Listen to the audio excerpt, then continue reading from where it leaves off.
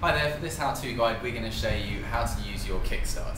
It's something that a lot of people seem to struggle with their scooters, but it's actually pretty simple, and again it's all down to technique.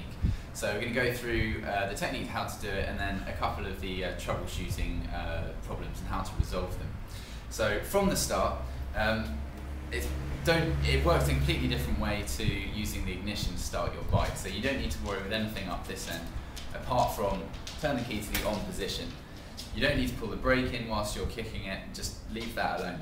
Most scooters like this one, this is a 50cc, tend to start quite easily with a kickstart, so you shouldn't need to bother with anything else.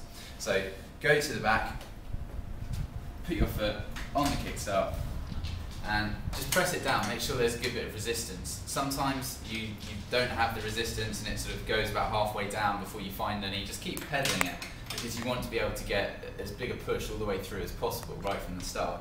So there's resistance right at the top here. I'm going to kick down and forwards all the way through it nice and hard.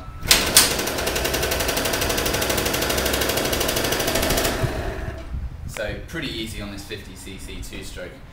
On some of the bigger bikes like the 125cc four-strokes, they're a little bit more difficult to start. The same technique should still work, but if you do have problems, if it's a particularly cold day or you've left it for a while, there's various things you can do.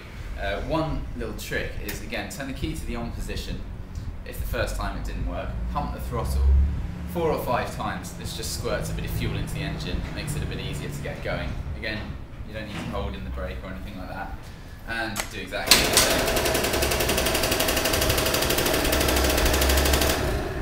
Finally, if you can't get that to work or you're still struggling, the thing to do is either, if you've got the coordination to do it, as you're trying to kick it, hold the throttle about a half turn open.